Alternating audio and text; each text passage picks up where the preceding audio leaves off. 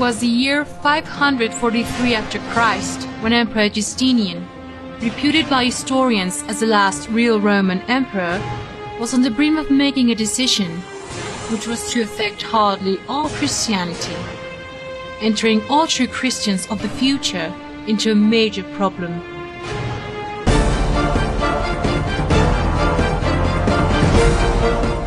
Eager for absolute power, Justinian had decided long before to cut off all independence of ancient world Christian churches that acted away from the direct command of Rome, several of which were evangelized by Apostle Paul himself. But in order to achieve his political goals, Justinian should conclude first the task Constantine moved into years before. Tear down the enormous prestige and undisputable authority of the wiser Christian theologian in the 3rd century, Origen of Alexandria. So Justinian called for 2 summons at Byzantium, capital city of the Eastern Roman Empire, the first to be held in 443 and the second a decade later.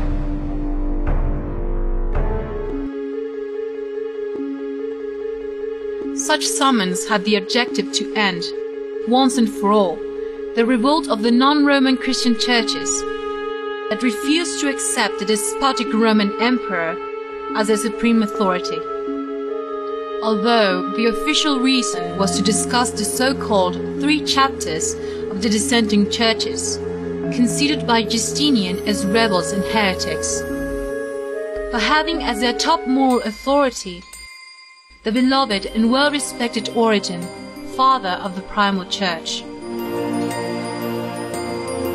Back then, Origen was the most beloved and respected father of the original church. Origen of Alexandria, the most illustrious and brilliant mind in the primal Christianity, is respected as father of the church science by the greatest specialists in biblical writings.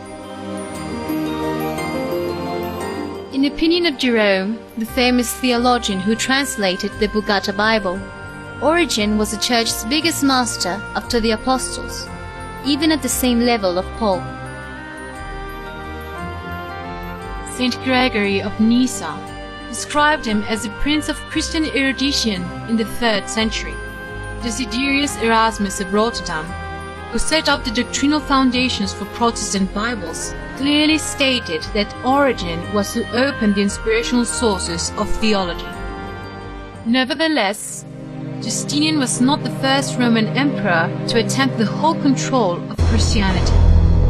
Long before, back in 325 after Christ, Flavius Valerius Aurelius Constantinus, undisputed ruler of the Eastern Roman Empire, commanded all the leaders of the various Christian factions to gather in the so-called Ecumenical Council of Nicaea, in search to forward to Rome the whole control of Christianity. Few months before that meeting, Constantine had ordered the murder of Fausta, his wife, and his eldest son Crispus.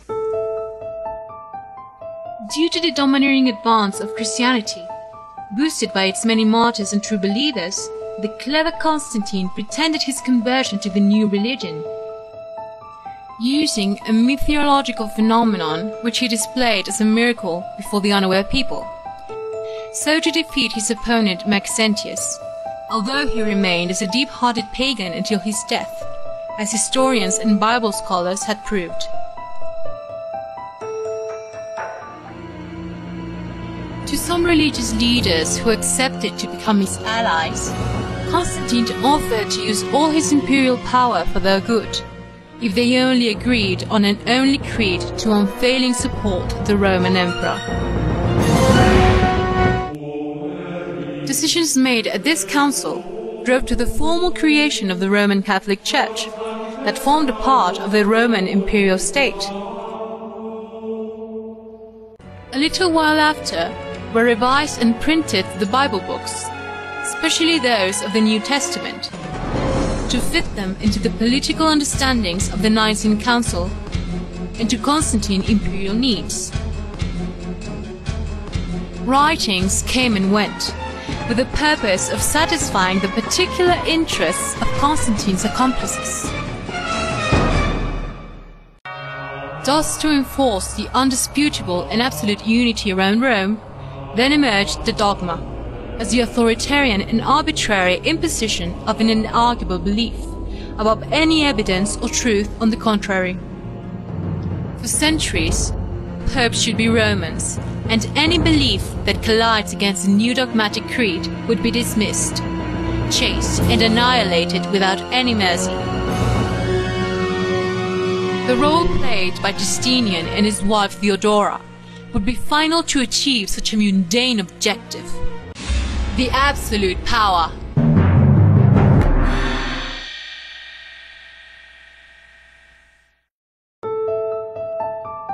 Therefore, Empress Theodora thought essential to forbid the Reincarnation doctrine, a creed based on theological writings of Origen.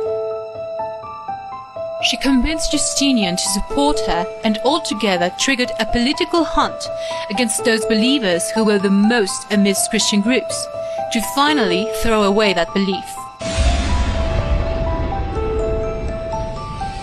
History clearly shows that the decision to forbid the idea of reincarnation from Christianity was a human produce, due to political and mundane intrigues from Justinian and Theodora, in their task to slander and disappear the Origen influence over the Christian believing.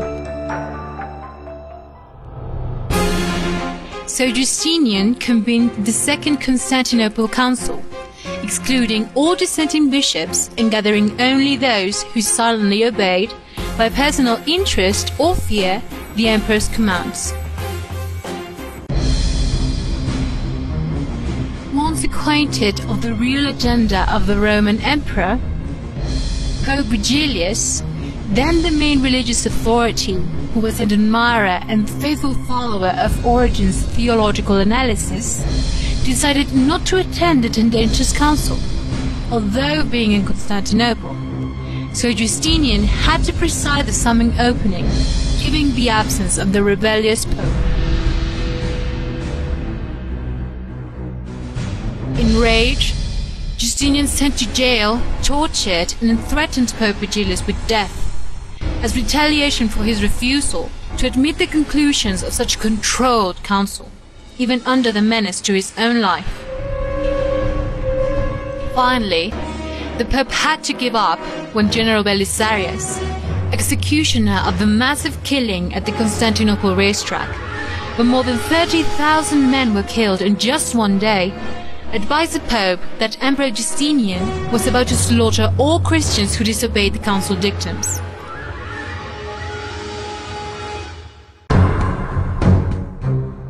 Knowing that Justinian was capable of doing so, Vigilius was impelled to sign his acceptance of the council's conclusions, though 6 years later he would publicly recant. But the harm was done. A purge was carried out to come over the moral influence of Christianity.